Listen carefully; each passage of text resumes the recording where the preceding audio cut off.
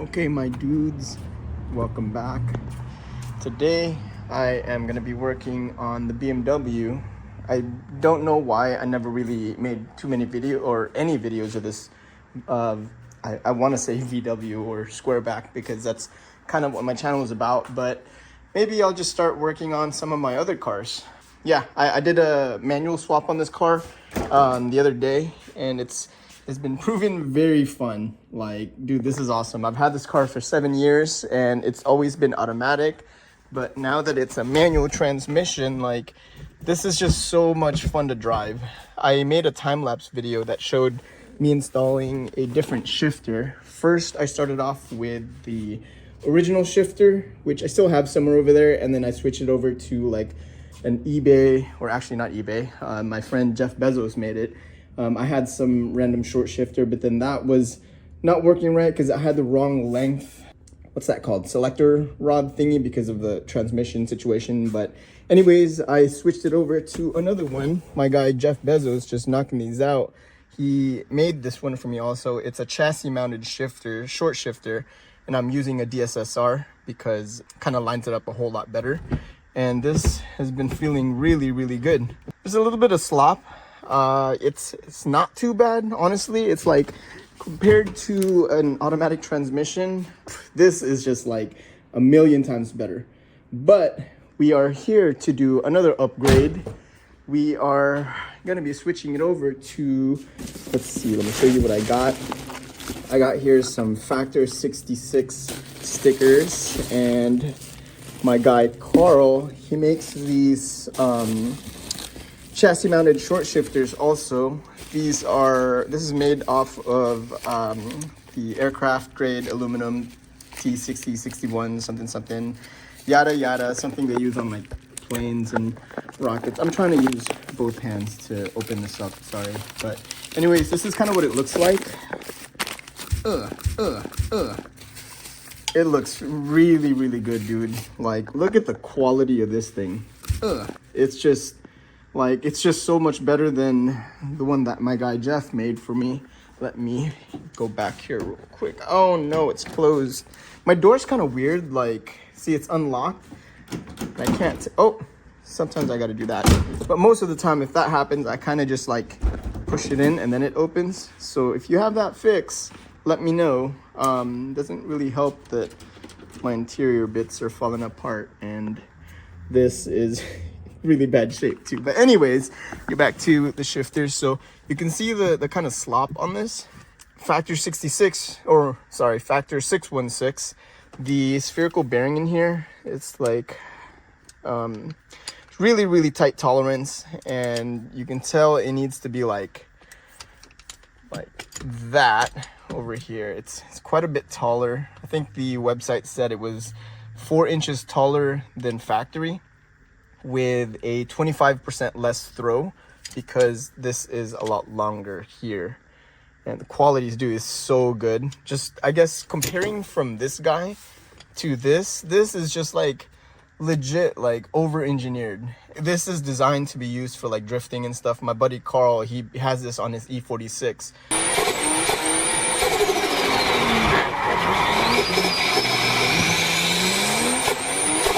Yeah, dude, really, really good quality. So today I'm going to be working on installing this guy and seeing how it works. Let's get it going. Sorry, I keep mispronouncing it. It's Factory 616. Whoa. See, look at my door, bro. Yeah, let's go. And the reason why that happens is because this right here is in such bad shape. So this is a button here. So every time you close the door, that goes up, and then it like pinches itself through there. But because you can see here, that's like worn out. So I put the zip tie here so that it kind of like does that. And I put a second zip tie so that it doesn't slide over. So it kind of fixed it, but like, damn, dude, look at it. Oh, okay, well, sometimes when it's like halfway, this door. See what I mean, dude? Oh my God, E36 things. Sheesh. got your ass.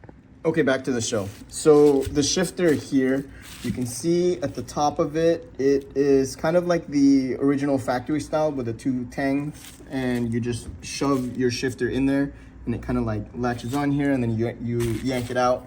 But the shift knob that factory 616 uses is this nice one that has this set screw. So you don't have to click it in, you just drop it in place there, and it fits really, really nice. Like, look at that, there's like no play or anything, but then you just tighten this set screw. Most likely I'll probably have the set screw facing like the radio, so that when you're sitting in the car you don't see that. Hiya! One-handed guy.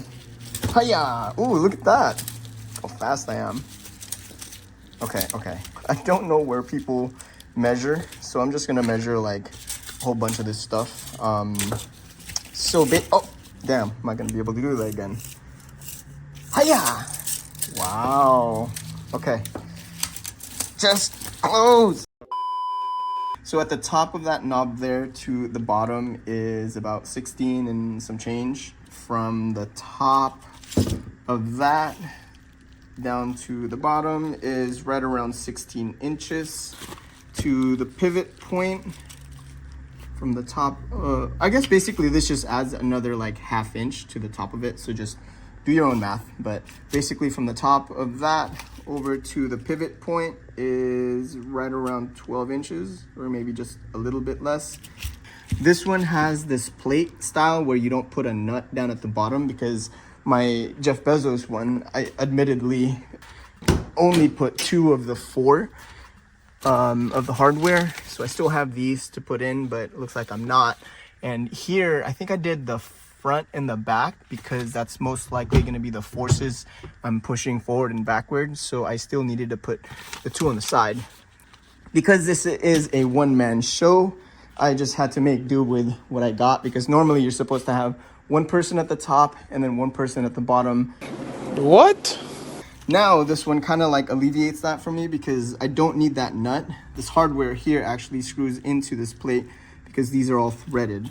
So all I really need to do is just mount this in the chassis, in the tunnel, get a way to connect this down at the bottom. I'll probably tape it down, and then just enough to the point where I can thread just a little bit of it, and then I can just line everything up super easy all by myself. So yeah, super good design. So factory 616, they have a really, really good like warranty. They put their money where their mouth is. I'll link his website on here, but basically, essentially, it's like literally any reason why you feel like this was not a good choice for you to buy, or it damaged, if it ever is, or even, it's funny, he said, like, if your girlfriend didn't approve of the purchase, then send it back. So all you really have to do is just pay for shipping, which is probably only going to be a couple dollars, and Carl will refund you 100% of your money back. So really good warranty. I'm looking forward to like seeing how this thing's gonna work. This car is safely secured on each corner. I shouldn't even have to say this, but you know, you hear stories about people like literally dying because of their cars falling on top of them. So, you know, I always just make sure I'm kicking the tires or just kind of shaking the car. If it's wobbly or something, just redo it. It takes like, what, 3 minutes to save your life. And it's just not worth it, bro. It's not worth it. So this car is all good. Sweet.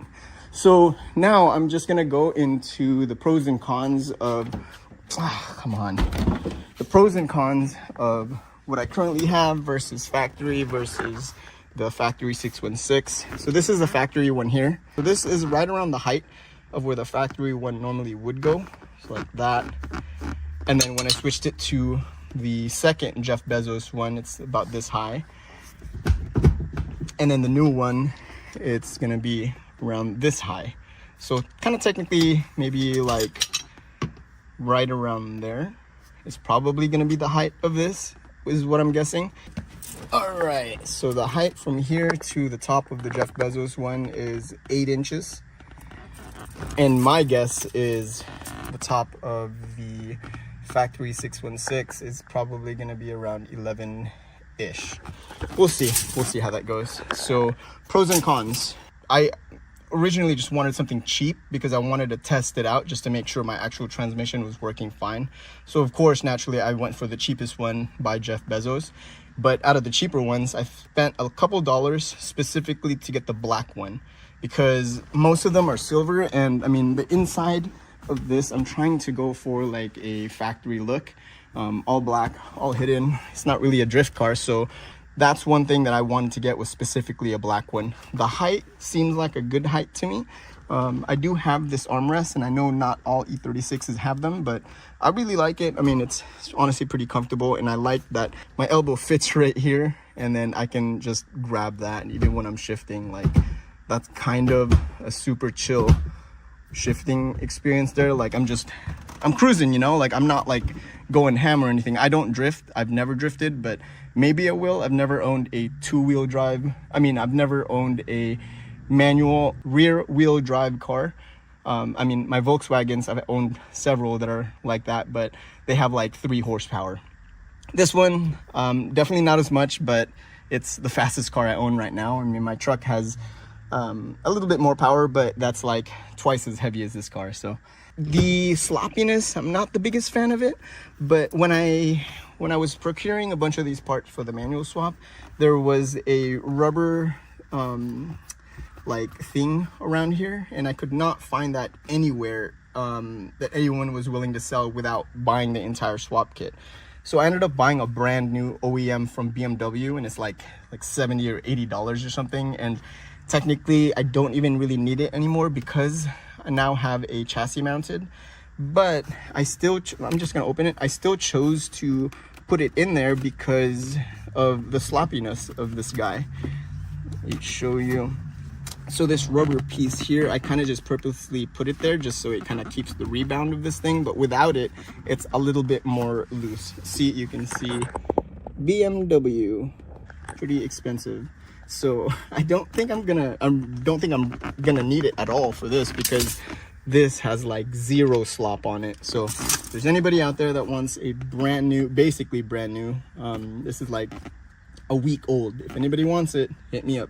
Another con of it, of course, is the hardware. I'm not a fan of having to have somebody down there like tightening everything while I'm up here, or vice versa or something. Like I said, I'm a one-man show. I kind of like doing things on my own, which I'm assuming this is probably gonna allow me to do this on my own, so not too bad. Oh, another big con. So you'll probably see it once I have this removed, but down at the bottom there's like a locking nut, preventing this from spinning and kind of adjusting the height of the throw of this shifter. But that nut keeps going loose, and it's really annoying because when you try to twist off this knob to remove it from the shaft, this shaft instead is twisting off from the nut underneath. So the more I do this, eventually this whole thing is just gonna fall apart, and I'm not gonna be able to shift in or out of gear. So that's honestly kind of scary compared to this one where there's no locking nut. Like, I would rather just not risk anything from falling apart, because imagine if I'm going like 80 miles an hour and I can't get out of 5th gear. Well, too bad. So this one should be a nice little swap there. Okay, so enough jibber jabber. I don't know how well you're gonna be able to see this, but I'm gonna start to take this apart. See what I mean? Like, this shift knob just keeps getting stuck to the actual shaft, and like now the shaft is spinning, so I have to like, goodness, man, this sucks. All right, I'm gonna need to get like a clamp or something. Oh my goodness, see, this freaking sucks, dude. I'm just gonna have to remove this off camera and then get back to you when I get it off, because this is freaking annoying. Okay, man, this is ridiculous. So I ended up just spinning this whole thing off, and you'll see why I'm actually really starting to hate this shifter. So see, it just comes off like this instead. Come on.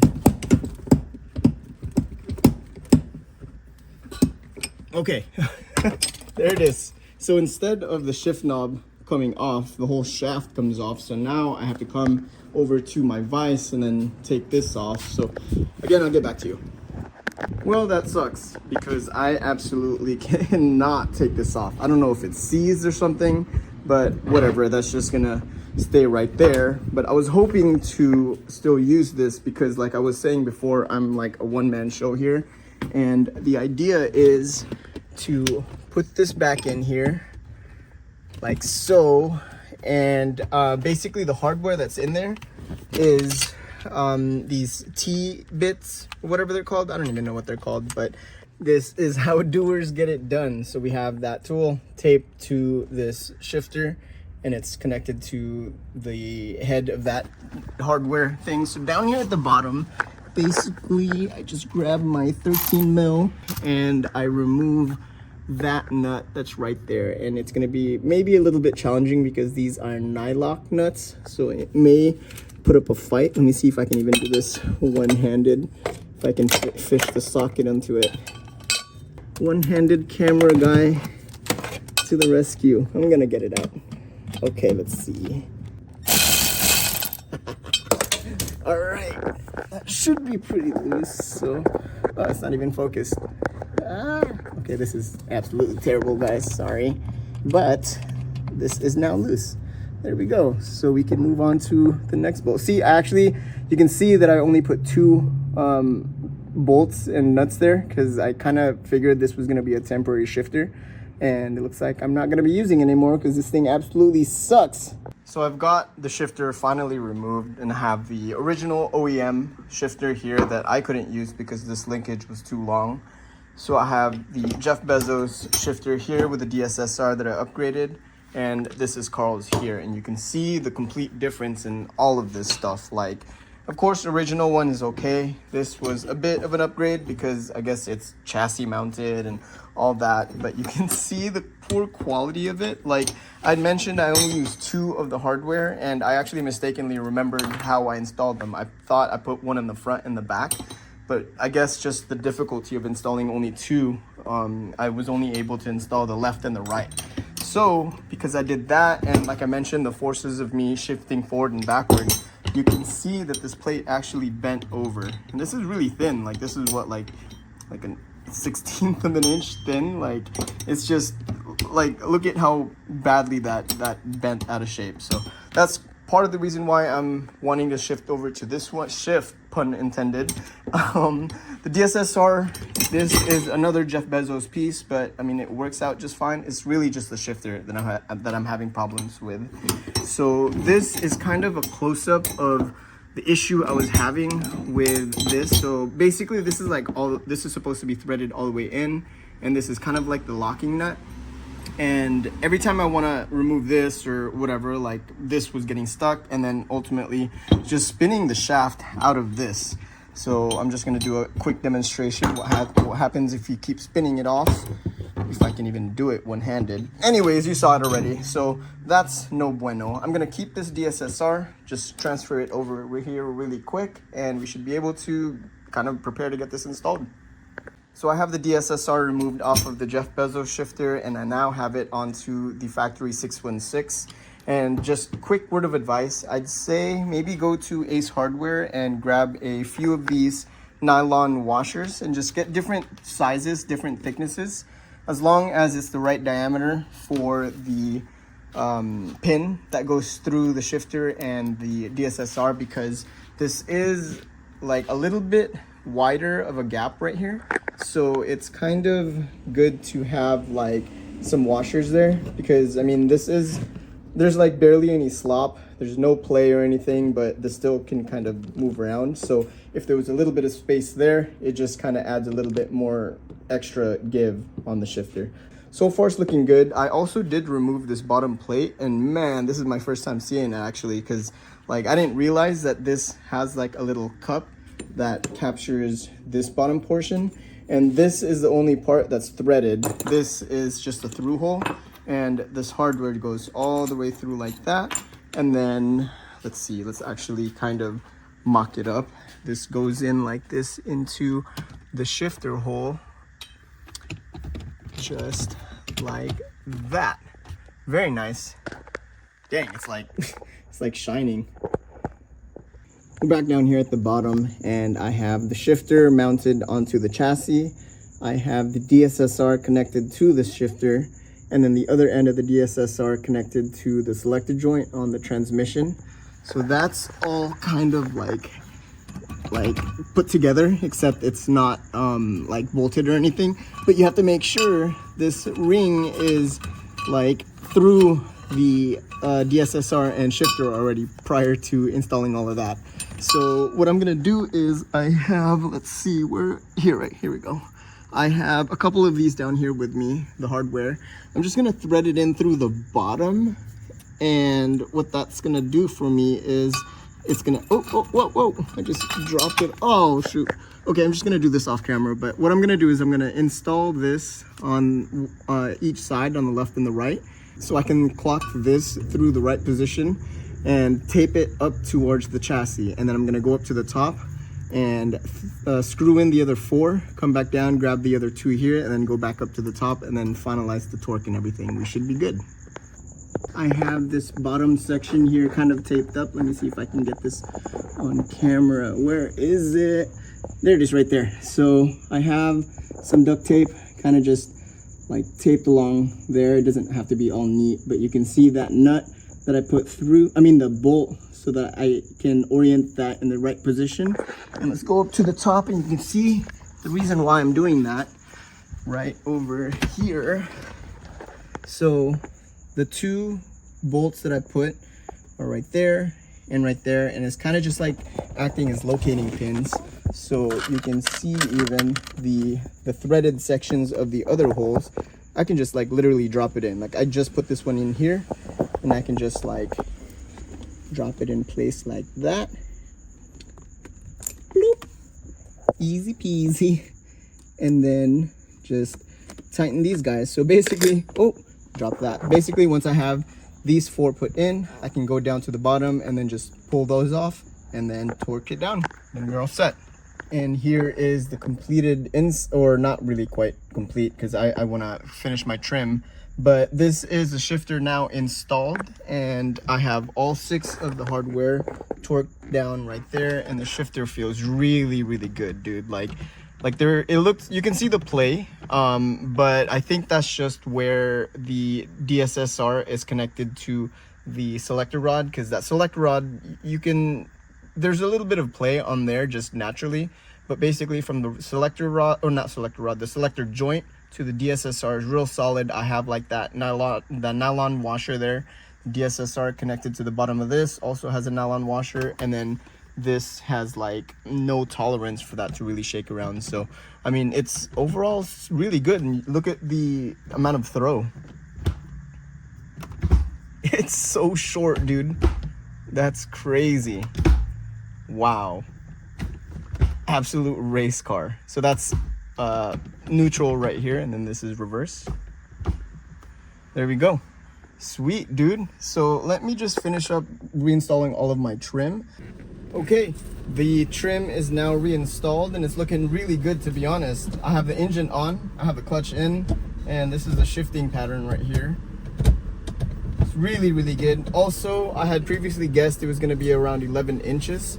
Overall height on the final install is about 10 inches from where I originally measured it from here.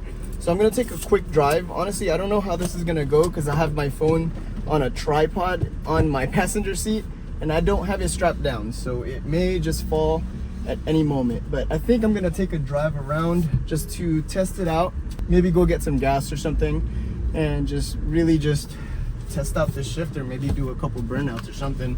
We shall see.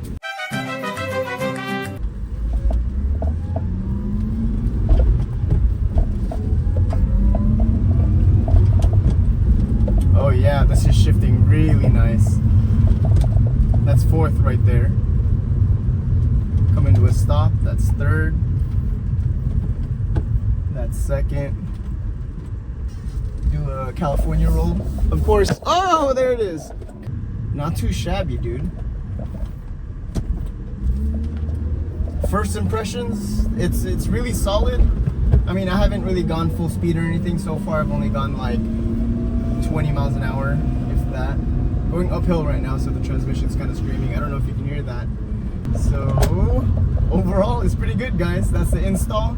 I guess maybe I'll give it like a week or something. Tomorrow, actually, I have a I'm picking up a rear diff, and it's like 50 miles away, and I'm gonna be driving this BMW. So I guess I will do like just do a test drive tomorrow. I mean, test drive is like 100 miles round trip, but at least I'll get a good chance to really get a good review of this shifter, and maybe I'll upload another video coming soon just to see how everything's working. But so far so good, guys. Look at this.